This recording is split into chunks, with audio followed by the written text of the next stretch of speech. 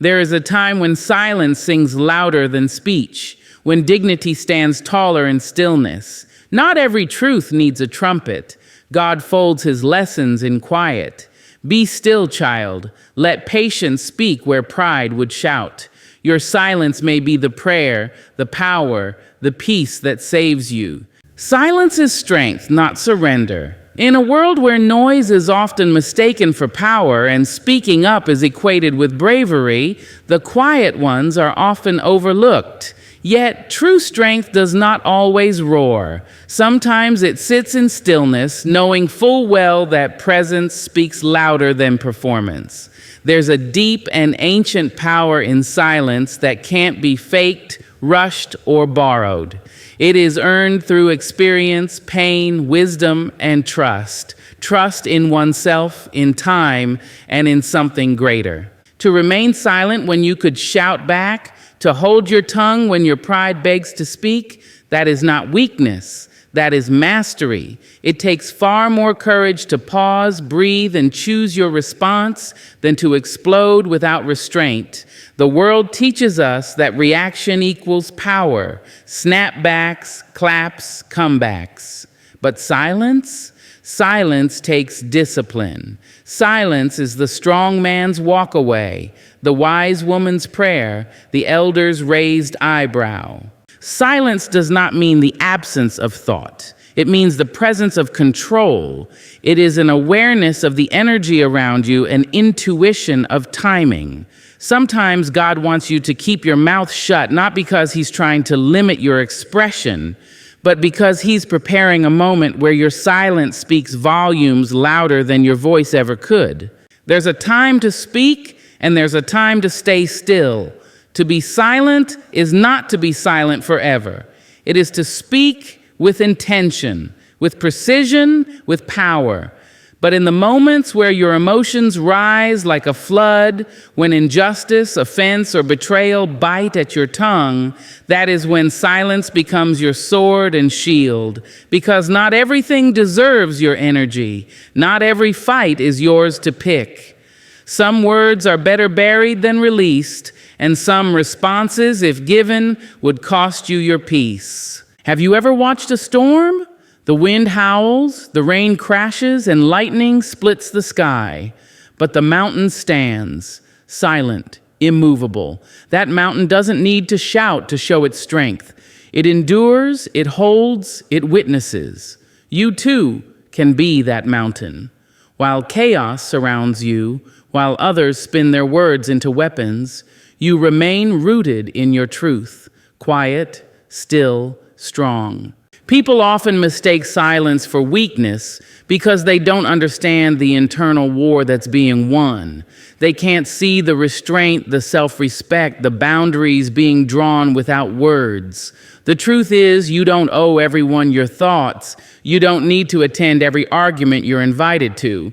Sometimes the most powerful thing you can say is nothing at all. You see, when you stay silent, you learn. You observe. You notice what others reveal when they think you're not reacting. You begin to discern intention over performance. You begin to understand who speaks just to be heard and who listens to understand.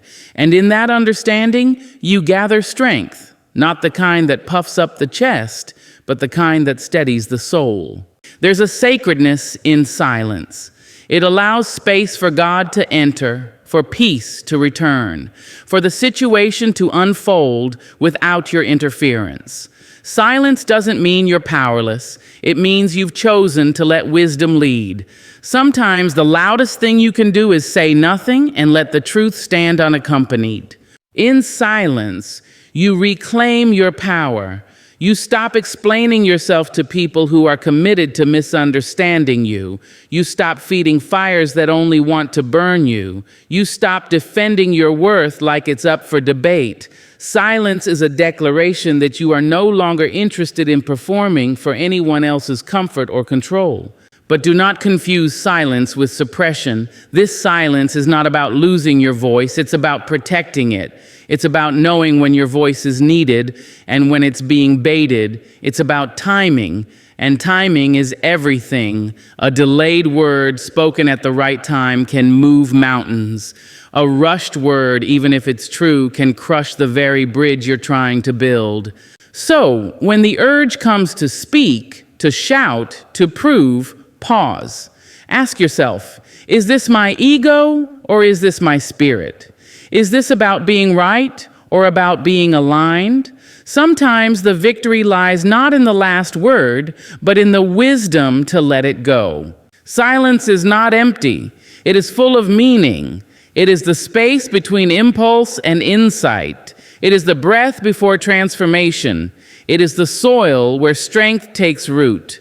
When God tells you to keep your mouth shut, it's not punishment, it's protection, it's preparation, and it's power. Because silence is strength, not surrender. Words build or break. They carry weight heavier than steel and sharper than glass. Every syllable we utter is a brick laid in the foundation of someone's identity, someone's self-worth, someone's future. What we say doesn't just vanish into the air. It plants itself in hearts, in memories, in souls, growing into gardens or weeds. Words can heal, words can wound, and the line between the two is thinner than we think. We are all born with the power to speak, but few understand the responsibility that comes with it. A single sentence can lift a spirit off the floor or shatter it into silence. The child told they're bright begins to shine. The child told they're worthless begins to shrink. The lover who hears you matter leans in. The one who hears you're never enough withdraws. The employee praised with "you've got potential" reaches higher, while the one humiliated with "you'll never make it" questions every step forward. Language is not just sound, it's influence. Words are tools of creation, and with them, we shape not only our world, but the worlds of everyone we touch. There's a reason sacred texts begin with language. Let there be. There's a reason poets and prophets alike treasure the word, because in words we summon life, or we can summon death. Sometimes it's not what we say, but how we say it. A word spoken in love builds. The same word tossed in frustration breaks. "I'm proud of you" can be a fortress when offered in truth, and an empty shell when uttered without heart. Tone gives shape to our intentions, and timing can determine whether our message lands as a balm or a blow. Even in silence, words loom. The words we choose not to say can echo longer than the ones we do. The apology never given, the encouragement never offered, the kindness withheld. These absences create gaps in people, spaces where love could have lived. And on the other hand, thoughtless words, unfiltered, unmeasured, can pour out like acid, dissolving trust, hope, and safety in a moment's heat. We've all been both builders and breakers. We've said things we didn't mean, under pressure, in anger, or out of fear. But we've also, in quieter moments, offered someone a sentence that turned their day or their life around. That's the paradox of being human. We carry both destruction and deliverance in our mouths. A stranger tells a grieving mother, "I see your pain." Suddenly, she's not invisible. A teacher whispers to a failing student, "I believe in you." Suddenly, that student finds a reason to try again. A friend says, "You're not alone." Suddenly, the weight gets lighter. These are not grand speeches. These are everyday words, everyday miracles. But words also betray. The gossip passed like casual conversation slices deep. The rumor that travels further than truth corrupts trust. The sarcastic jab cloaked in humor chips away at someone's sense of worth. And once a word leaves your mouth, you can't unsay it. You can't reel it back in. It will live in someone else's mind, dancing between their doubts, long after you forget it was ever spoken. That's why it matters to speak slowly, to think deeply, to let compassion guide the tongue. It's not about being perfect, it's about being intentional. Before you speak, ask, does this build or does it break? Is it true? Is it necessary? Is it kind? These aren't rules, They're guardrails for ourselves and for others. Some of the strongest people are those who choose to speak life in the face of pain, who uplift others even when they're hurting, who use their voice not to show off their wit, but to stitch brokenness with sincerity. That is power, that is wisdom, that is grace. Words build or break. And you get to choose. You get to be the person who adds a brick to someone's foundation or the one who cracks it. You get to decide whether your voice will be remembered as a curse or a comfort. Not every word needs to be grand. Some just need to be good. Good enough to hold, to heal, to help someone carry on. The power of words is not about volume, it's about impact. Quiet words can carry thunder when they come from a place of love. Gentle words can shift storms when they're offered at the right moment. And sometimes just saying, I see you, I hear you, I'm here, is enough to rebuild what someone thought was lost forever. Stillness hears divine whispers. In the sacred hush of the soul, when the chaos of the world is turned down and the noise of our own mind finally settles, that is when the quiet voice of the divine becomes clear, not in the shouting, not in the striving, but in the stillness. We live in a world addicted to movement. To be still is almost seen as lazy, weak, unproductive. We rush from place to place, goal to goal, thought to thought, as if busyness proves our worth. But all the while, something deeper inside us is begging for silence. Not silence for silence's sake, but a stillness that allows us to listen, a stillness that holds room for wisdom to enter. Stillness is not the absence of action, it is the presence of awareness. It is a return to center, a grounding in something greater than the demands of the day. When you are still, you are no longer chasing the world. You are receiving it. You are no longer reacting. You are perceiving. The divine speaks in whispers because it asks us to come closer, to pay attention, to lean in. It does not compete with the noise. It waits for it to fade. So many of us are looking for signs, answers, breakthroughs. We pray, plead, search the sky for a revelation, but we forget to be quiet long enough to receive it. We forget that the whisper of God is not always thunder. It's not always fire or flood. Sometimes it is just the quiet knowing that enters your spirit in the middle of a silent room, a peace that doesn't need to explain itself. A conviction that doesn't shout, but settles. Stillness is where alignment happens. In that pause between one breath and the next, when your hands are unclenched and your mind is no longer fighting for control, you find something sacred. You hear what you've been too distracted to hear all along, the sound of your own soul, the truth buried beneath performance, the gentle voice that says, "This is the way."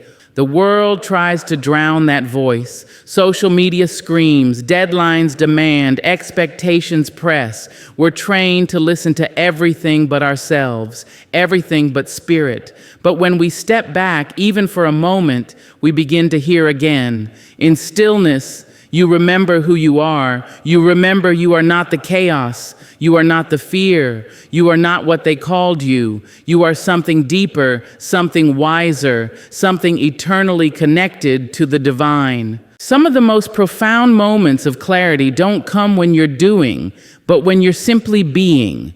When you're sitting beneath the morning sky, not trying to solve your life, but simply breathing. When you're walking slowly, without urgency, and suddenly an answer floats into your heart that you weren't even looking for. That is divine whispering. That is grace reaching you in a moment you didn't orchestrate. The divine doesn't force its way in. It waits. It honors your freedom.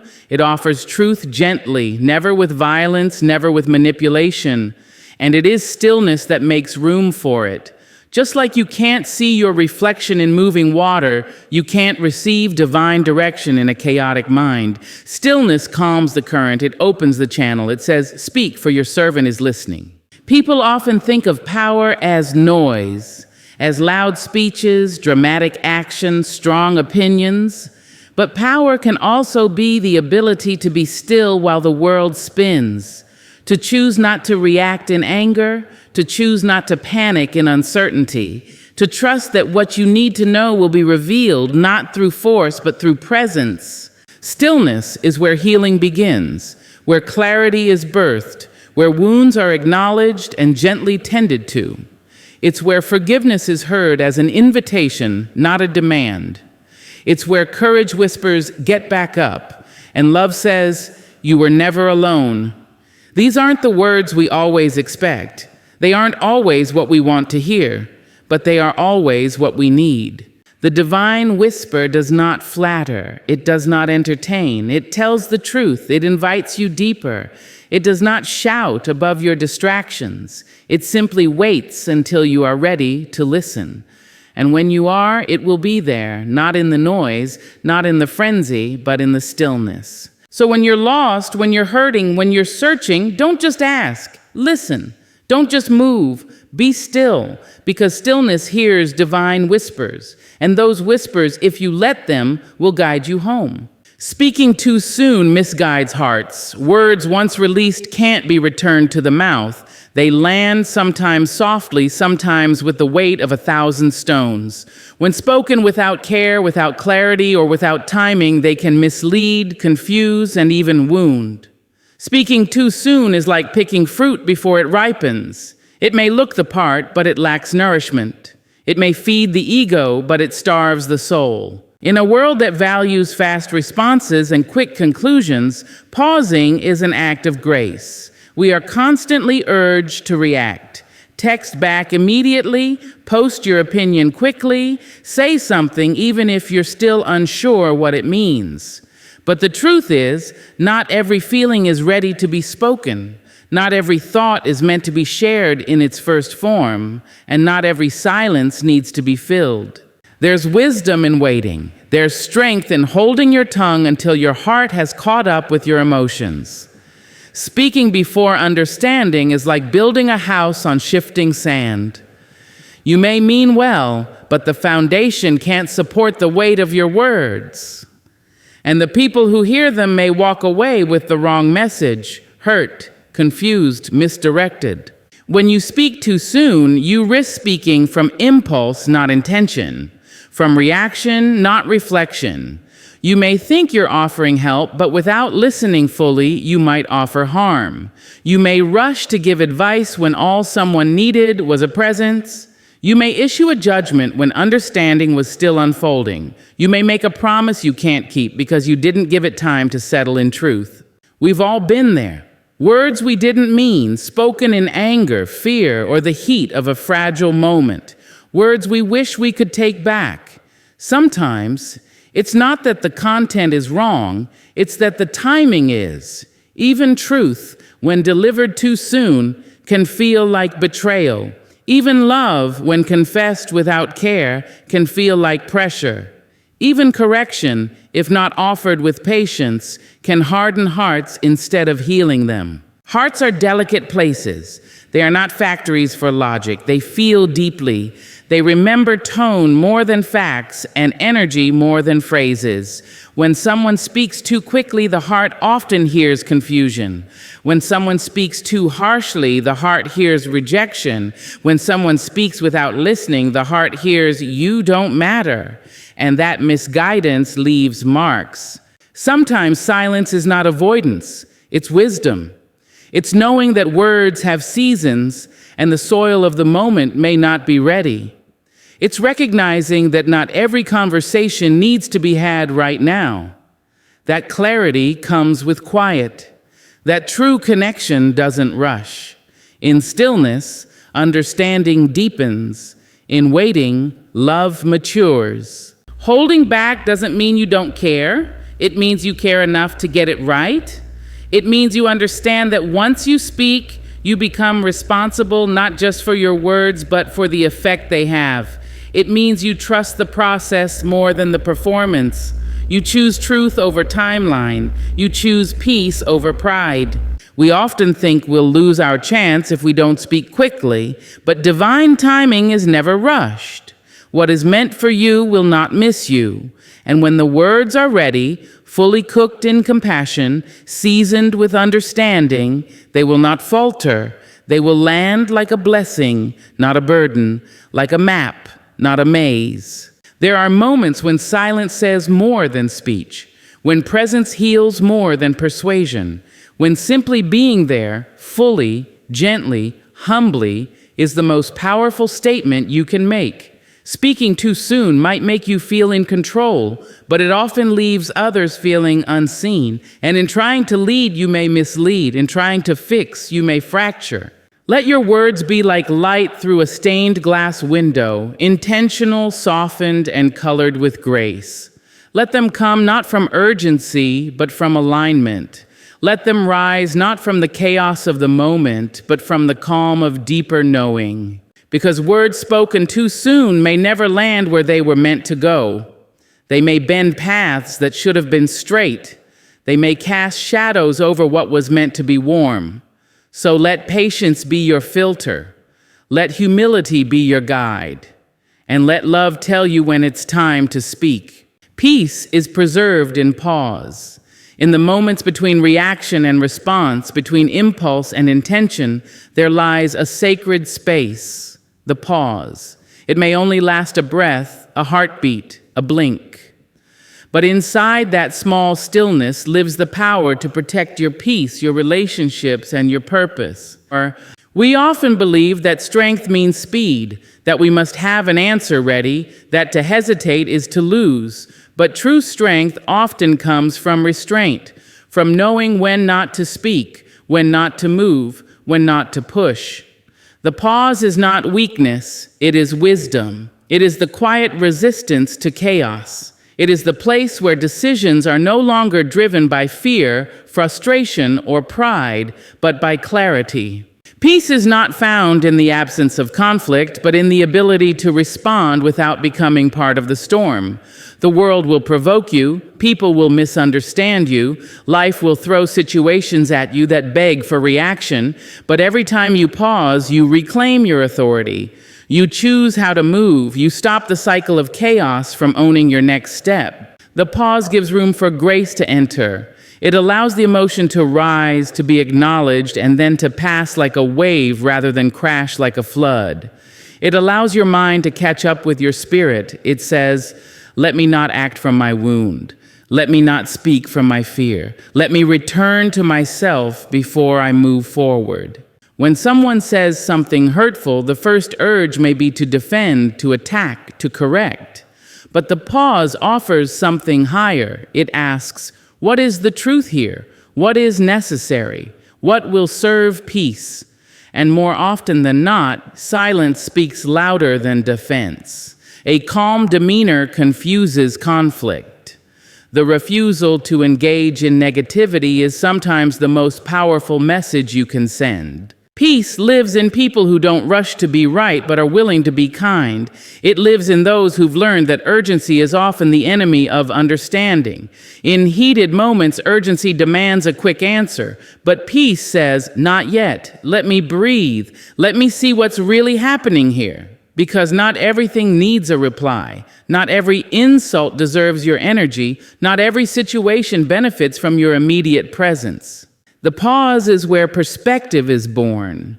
From the outside, it may look like you're doing nothing, but inside, something sacred is happening. You are checking your motives. You are remembering your values. You are listening to your higher self. You are asking, is this aligned with who I want to be? Sometimes the pause reveals that walking away is wiser than winning, that choosing silence is louder than shouting, that letting go is braver than holding on. It teaches you that peace isn't passive, it's intentional. It's not the default, it's the decision made over and over again to not let the noise of the world drown out your inner calm. Think about the most peaceful people you've met. They're not the ones who never face hardship. They're the ones who learned how to pause. Before they argue, they listen. Before they act, they reflect. Before they judge, they consider. They don't suppress their emotions. They honor them without being ruled by them. Their peace doesn't come from perfection, it comes from presence. There is a stillness available to all of us, but it must be chosen. It must be practiced. It must be valued more than the temporary satisfaction of being right, being heard, being first. The pause is not always easy. It requires self-control. It requires a deep trust that nothing good is lost by waiting, that some fires die out not by fighting them, but by refusing to feed them. And when we learn to pause, we don't just protect our own peace. We create space for others to find theirs. We stop the cycle of pain that travels through words, reactions, and misunderstandings.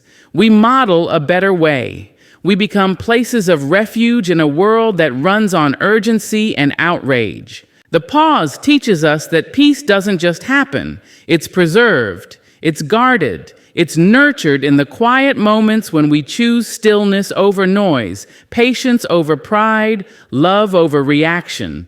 Peace is preserved in pause, not in what we say, but in what we withhold. Not in what we do, but in what we decide not to do. And in that pause, we are not lost. We are found. We are returned to ourselves. We are reminded that in the quiet, we are never alone. Peace waits there, steady and still, honoring those wise enough to pause long enough to hear it. God refines through restraint, not through constant action or loud revelation, but through the moments where we are called to hold back, to wait, to sit with what is uncomfortable, uncertain, unresolved. Restraint is not absence. It is divine strategy. It is the quiet tool of transformation. It is where the fire doesn't burn to destroy, but to purify. We often expect growth to be loud, visible, dramatic. We think God's refining hand shows up in the breakthroughs, in the blessings, in the shining moments when everything falls into place. But more often than not, the true refining happens in silence, in the places where we want to speak but are told to listen, where we want to move but are instructed to be still, where we want to fight back but are asked to surrender our pride. Restraint is not punishment, it's preparation. It is the pause before the promise. It is the space where God shapes the heart, reshapes the mindset, and carves away the things that cannot go with us into the next chapter. You're not being held back, you're being held together. And the very things you think are delaying you may be saving you. They are forging strength, character, humility, the foundation required to carry the blessing that is coming. When God asks you to wait, it's not because He's forgotten you. It's because He sees what you don't. He sees what speaking too soon, acting too fast, or forcing your way forward will cost you. Restraint is the classroom of the soul. It is where you learn to trust when nothing around you looks certain. It's where you learn to depend on faith, not your feelings. Where you begin to understand that not everything that feels urgent is important, and not everything that feels still is stagnant. To be refined through restraint is to face situations that test your ego. It is to be misunderstood and not defend yourself, to have the answer and still choose silence, to have the power and not use it. That kind of strength isn't seen by everyone, but heaven sees it, God honors it, and over time it bears fruit that no one can deny. We think freedom is the ability to do whatever we want. But true freedom is the ability to say no, to self, to pride, to the need to be seen, to be validated, to be right. That is restraint. That is self-control. That is the fruit of a spirit being led by something greater than emotion. When God is refining you through restraint, He's not just teaching you discipline. He's showing you who you really are when nothing and no one is applauding. That's where integrity is born. Sometimes restraint looks like staying quiet when you're tempted to argue. Other times it looks like walking away when everything in you wants to prove a point. Sometimes it looks like being faithful in the background when your name isn't being called. But every act of restraint is a statement of trust. a declaration that you believe God's timing is better than your impulse, that you'd rather be aligned with Him than approved by the crowd. God refines through restraint because restraint reveals what rules you. Is it fear? Is it pride? Is it insecurity? Is it the desire to control? When you're asked to hold back, all these things rise to the surface, not to shame you, but to free you, to expose what still needs healing, to bring to light what still needs surrendering. And in that exposure, you are not condemned, you are transformed. In the refining, God strips away the parts of you that depend on noise, on reaction, on validation. He teaches you to become unshakable, rooted, calm in chaos, gentle in conflict, steady in silence. He does not rush the process because real refinement takes time. And when it's done, you don't just come out cleaner, you come out clearer. You come out knowing who you are and whose you are. Restraint is the fire where gold is formed, not with destruction, but with intention, not with rage, but with refinement. It is in holding back that you move forward. It is in quiet obedience that you become loud with power. And it is through restraint that you learn the greatest strength is not in how much you can do, but in how much you can endure without losing your peace, your purpose, or your praise. God refines through restraint, and in that sacred restraint, He is not holding you down. He is lifting you up, molding you, preparing you, setting you apart, because what is refined through restraint is ready to rise without compromise. In the quiet corners of our lives where silence stretches long and words are held like sacred offerings, God is at work. Through stillness, restraint, timing, and thoughtful speech, we are shaped, not for show, but for substance. We learn that power is not always in expression, but in the decision to withhold, to listen, to wait. Silence becomes our strength, words become sacred tools, and peace becomes a choice we guard with intention. In these pauses, we meet not only ourselves, but the divine, and in trusting that less can speak more, we are refined, rebuilt, and realigned with the wisdom that lives beyond noise.